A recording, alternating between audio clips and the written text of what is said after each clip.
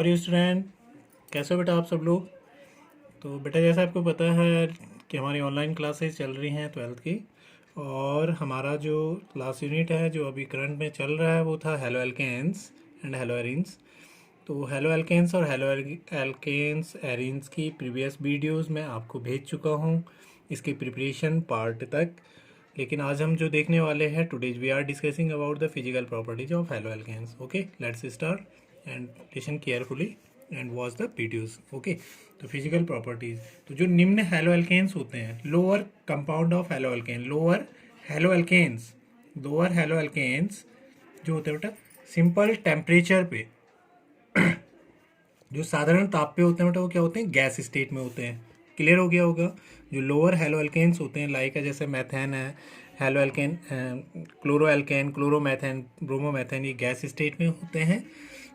और जो higher compound होते हैं बेटा उच्च सदस्य, higher compound of halo alkanes, वो क्या होंगे, लगभग कार्बन 18 तक के, ये क्या होते हैं, लिक्विड फॉर्म में होते हैं, लिक्विड होते हैं। Okay, first physical property. Second हम कह सकते हैं बेटा इनका जो इनका बॉइलिंग पॉइंट होता है, क्वथनांक, बॉइलिंग पॉइंट और melting point, boiling point oblique melting point, गलनांक व क्वथनांक, इनके क्या होते हैं प्राय एल्केन्स के तुलना में, जो एल्केन्स होते हैं बेटा संगत करस्पॉन्डिंग जो एल्केन्स होते हैं इनकी तुलना में प्राय क्या होंगे, हायर होते हैं, उच्च होते हैं। ठीक है, जिन एल्केन्स से करस्पॉन्डिंग बने होते हैं बेटा उन हेलोजेंस, उन हेलो एल्केन्स के जो मेल्टिंग व बॉइलिंग पॉइंट होंगे इनसे क्या होंगे, उच्च होते हैं, क्योंकि हेलोजेंस ऑलरेडी ऐड हो गया।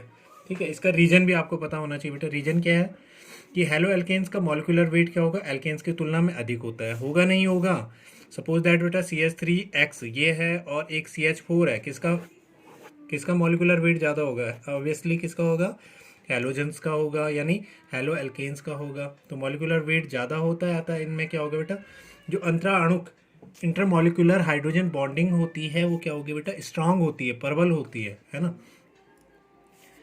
तो जो हेलो एल्केन्स होते हैं बेटा मैथेन की तुलना में ऑब्वियसली इनका मॉलिक्यूलर वेट अधिक होगा, तो इंट्रामॉलिक्यूलर हाइड्रोजन बॉन्डिंग स्ट्रांग होती है, जिस कारण इनके गलनांक व कथनांक क्या होंगे, हायर होते हैं। ओके, और इनका जो गलनांक व कथनांक का जो बढ़ता हुआ इंक्रीजिंग ऑर्डर होगा, तो लेस देन क्या होगा बेटा, fluorine is more less than होगा किससे, chlorine is more less than bromine is more higher than, सबसे कौन सा होगा, आयोडीन हो जाएगा। तो ये इनका मेल्टिंग पॉइंट और बॉइलिंग पॉइंट का बढ़ता हुआ क्रम होगा। नाउ इज द थर्ड कि हेलो एल्केन्स क्या होते हैं बेटा, नॉन पोलर है, अध्रुवीय होते हैं ये। ठीक है, अध्रुवीय होते हैं यानी इन पे पॉजिटिव और नेगेटिव चार्ज नहीं होता है, अध्रुवीय होंगे। ठीक है, किंतु अल्प ध्रुवीय, लेकिन इन पे बेटे पोलर थोड़ा अल्प ध्रुवीय होता है। जो पोलर होंगे हेलोजेंस पे नेगेटिव आयंस होता है, कार्बन पे पॉजिटिव आयंस होता है। तो ध्रुवीय होने के कारण ये जल में लगभग क्या होंगे बेटा, अल्पविलेय, लगभग अविलेय होते हैं। ठीक है, कम विलेय होते हैं, इनसॉलेबल हम इन्हें बोल सकते हैं, अल्प सॉलेबल इन्हें बोल सकते हैं, कम सॉलेबल होते हैं। ठीक है, क्लोरो एल्केन जल से हल्के होते हैं और इनका अपेक्षित घनत्व प्राय क्या होते हैं बेटा, उच्च होते हैं। तो ये इनकी कुछ फिजिकल प्रॉपर्टीज थी। अब आगे हम इनकी देखेंगे बेटा केमिकल प्रॉपर्टीज। केमिकल प्रॉपर्टीज, रासायनिक गुण, केमिकल प्रॉपर्टीज। ओके, तो केमिकल प्रॉपर्टीज़ को अब हम चेक करते हैं कौन कौन सी केमिकल प्रॉपर्टीज़ इनकी होंगी। फर्स्ट होंगी बेटा न्यूक्लियोफिलिक सब्स्टिट्यूशन रिएक्शन, नाभिकीय प्रतिस्थापन अभिक्रियाएं, नाभिकीय प्रतिस्थापन अभिक्रियाएं। Okay, nucleophilic nucleophilic nucleophilic substitution reaction. ठीक है, अब न्यूक्लियोफिलिक सब्स्टिट्यूशन रिएक्शन बेटा नाम से देखो, न्यूक्लियोफाइल्स आपको बताए थे, न्यूक्लियोफाइल्स कौन से होते हैं, जिनका क्या होता है बेटा, किसी पॉजिटिव के लिए क्या होता है, अफेक्शन होता है, यानी स्वयं में क्या होंगे वो कोई नेगेटिव होते हैं, उन्हें हम न्यूक्लियोफाइल्स बोलते हैं। सब्स्टिट्यूशन प्रतिस्थापन, रिप्लेस हो जाएगा, किसी अनदर पार्ट को हटा देगा और उसकी जगह खुद ले लेगा, वो रिप्लेसमेंट रिएक्शन कहलाती है। तो किसे कहते हैं बेटा, वे अभिक्रियाएं जिनमें किसी भी कार्बन प्रकृति का, किसी का कार्बन प्रकृति का जो बेस वाला पार्ट होता है, बेस वाला पार्ट लाइक अ हेलोजेंस, किसी भी कार्बन प्रकृति का आधार वाला भाग, या हम बोल सकते हैं बेटा एल्किल हैलाइड, यानी हेलो एल्केन्स का जो आधार वाला भाग होता है बेटा, बेस पार्ट होता है इनका कौन सा, हेलोजेंस होता है। किसी भी एल्किल हैलाइड का आधार वाला भाग, इट मीन्स हेलोजेंस। या ये बोल सकते हैं बेटा इसमें कि किसी भी कार्बन प्रकृति का आधार वाला भाग, इट मीन्स हेलोजेंस। ठीक है, हेलोजेंस। किसी न्यूक्लियोफिलिक को बेटा जो रिएक्शन में होता है उसे NU से दिखाते हैं, न्यूक्लियोफाइल, इस पर कौन सा चार्ज होता है, NU माइनस चार्ज होता है। तो न्यूक्लियोफाइल द्वारा क्या हो जाता है, प्रतिस्थापित होता है और सब्स्टिट्यूटेड, यानी प्रतिस्थापित क्या बना देता है, उत्पाद बनाता है, यह अभिक्रिया क्या कहलाएगी? नाभिकीय प्रतिस्थापन अभिक्रिया कहलाती है। फिर से देख लो अगेन, जब किसी एल्किल हैलाइड या कार्बन प्रकृति का आधार वाला भाग, इट मीन्स हैलोजेंस, किसी न्यूक्लियोफाइल द्वारा क्या हो जाता है? रिप्लेस हो जाता है, यानी halogens replace by NU, NU यानी न्यूक्लियोफाइल, नाभिकीय स्नेह द्वारा प्रतिस्थापित हो जाता है और सब्स्टिट्यूटेड प्रोडक्ट बन जाते हैं। That is called a nucleophile substitution reaction, नाभिकीय प्रतिस्थापन अभिक्रिया कहलाती है। ओके, अब ये नाभिकीय प्रतिस्थापन अभिक्रिया क्या होती है बेटा?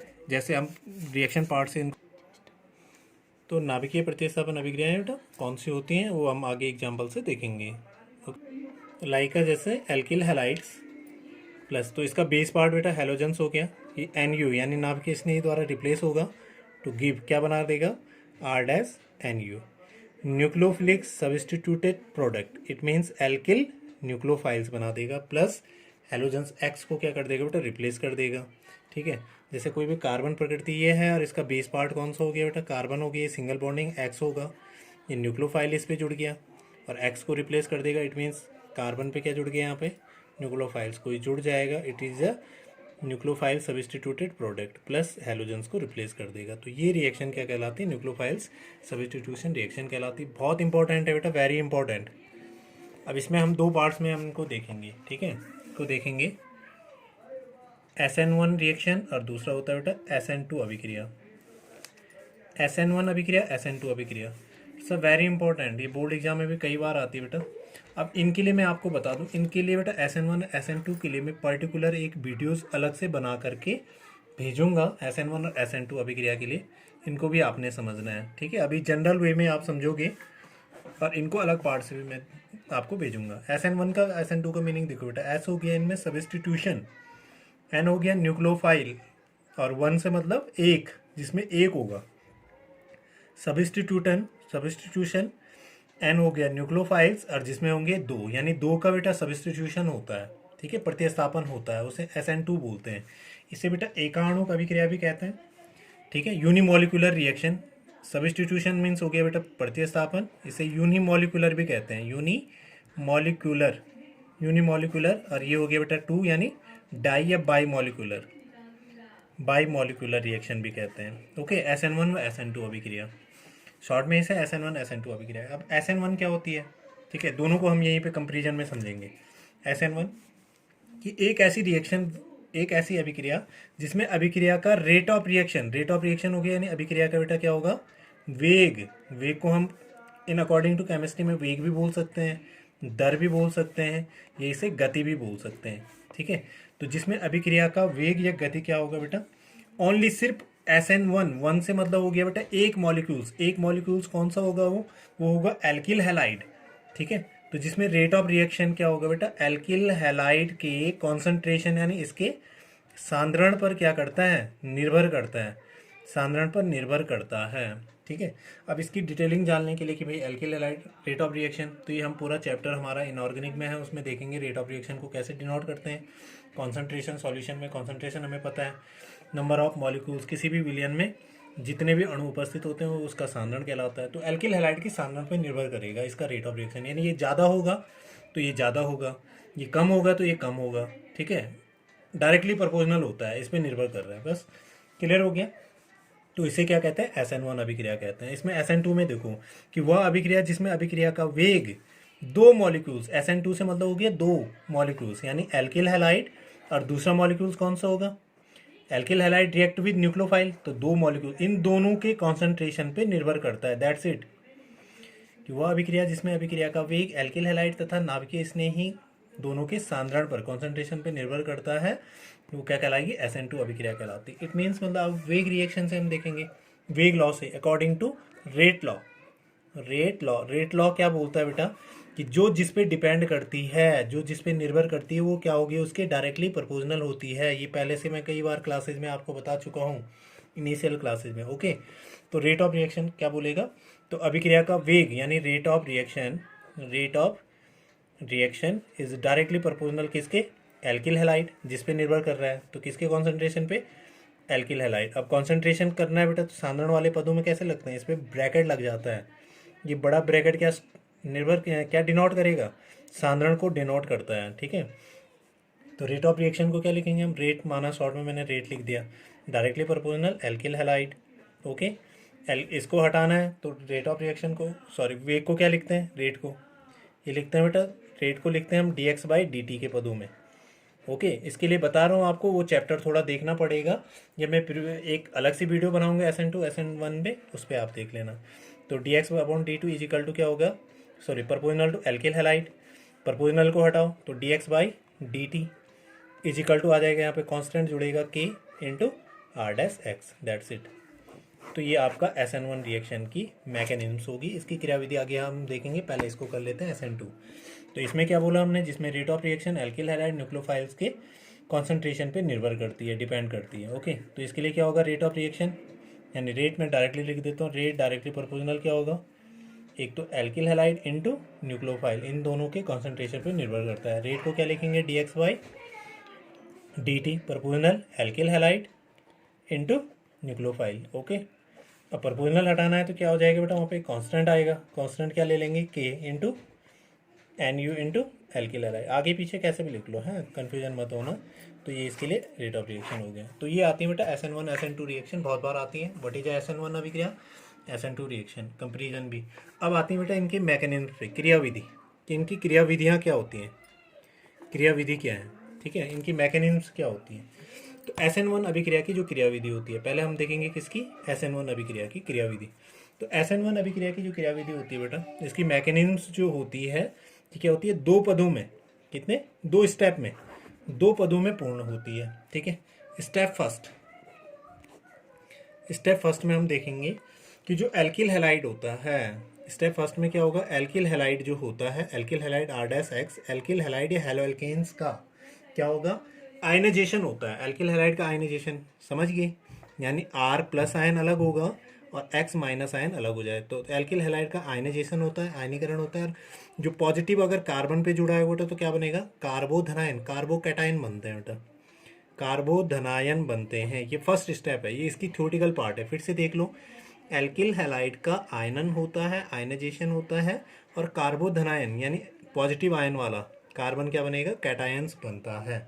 ठीक है, यह पद क्या होता है, वेरी स्लो होता है बेटा, मंद होता है, यह पद बहुत स्लो होता है और अभिक्रिया की वेग को क्या करेगा, प्रभावित, इफेक्टेबल नहीं करता है। जो लो होगा बेटा तो इफेक्ट नहीं करता है, इसलिए ये वेग का क्या करेगा, जब इफेक्ट नहीं करेगा बेटा तो इसका क्या करेगा, ये इसका निर्धारण करता है, इसको एक्सेप्ट करता है। तो स्टेप फर्स्ट ये हो गया। ठीक है, तो कर देते हैं इसको।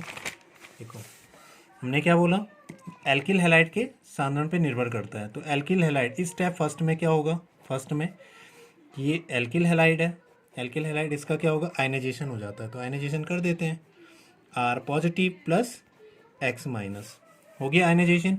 इस पे पॉजिटिव, एल्किल के अंदर क्या है, कार्बन है, पॉजिटिव आयन है, तो ये क्या बन गया बेटा, कार्बोकैटायन।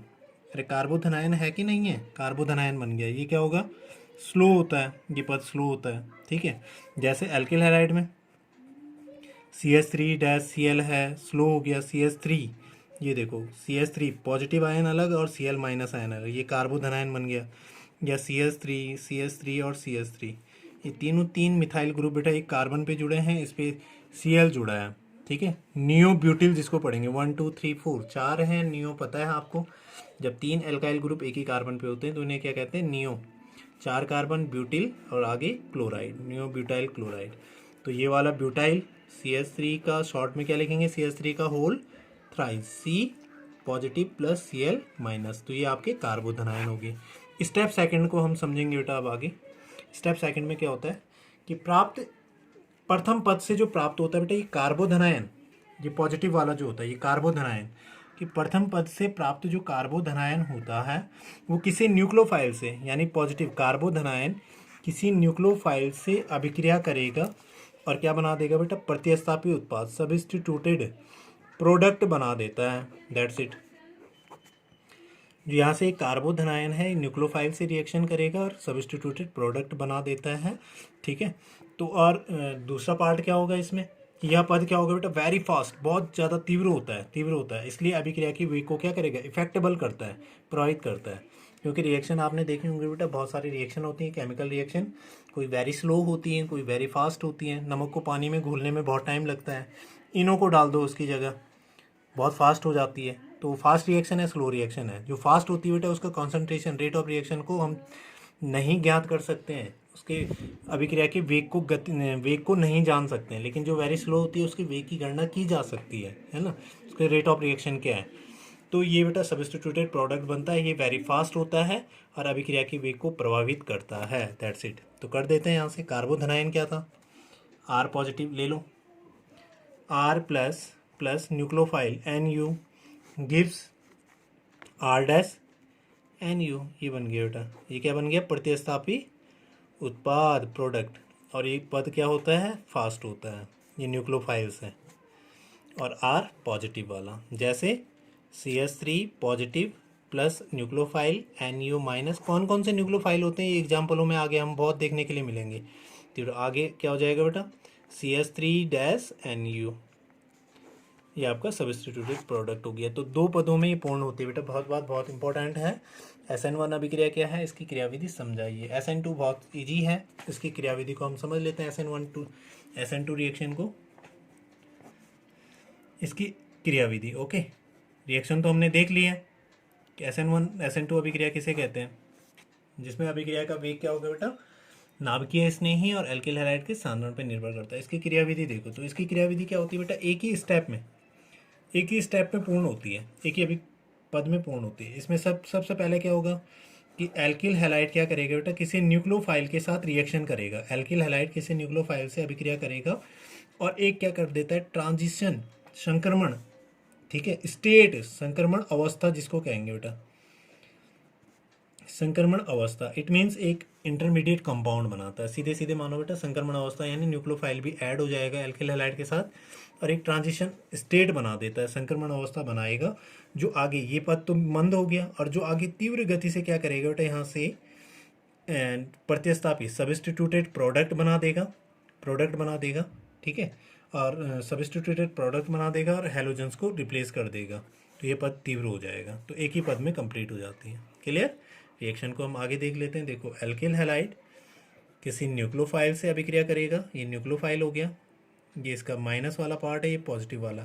तो न्यूक्लियोफाइल किसको अटैक करता है, आर को अटैक करता है। ये हो गया बेटा इसका मंद, जो मंद पद होगा, तो जोड़ देते हैं इसको, आर NU जुड़ेगा, आर NU बीच में जुड़ गया, डैश X माइनस, ये इसकी होगी बेटा संक्रमण अवस्था, ये इसकी संक्रमण अवस्था है। ओके, आगे ये तीव्र होगा, फास्ट, और हमें प्रोडक्ट क्या चाहिए, आर डैश NU। ये सब्स्टिट्यूटेड प्रोडक्ट अलग कर देगा, देखो ये वाला आर डैश NU, और X को क्या कर देगा, ये रिप्लेस कर देता है अलग। That's it. तो ये आपकी कौन सी SN2 अभिक्रिया की क्या होगी, मैकेनिज्म होगी, क्रियाविधि होगी। ओके, इनके एग्जाम्पल्स को बेटा हम SN1 या नाभिकीय प्रतिस्थापन अभिक्रिया, न्यूक्लियोफाइल सब्स्टिट्यूशन रिएक्शन को अगेन नेक्स्ट वीडियो में मैं आपको अपलोड करूँगा।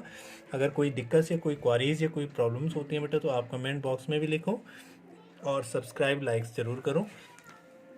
Okay, thank you.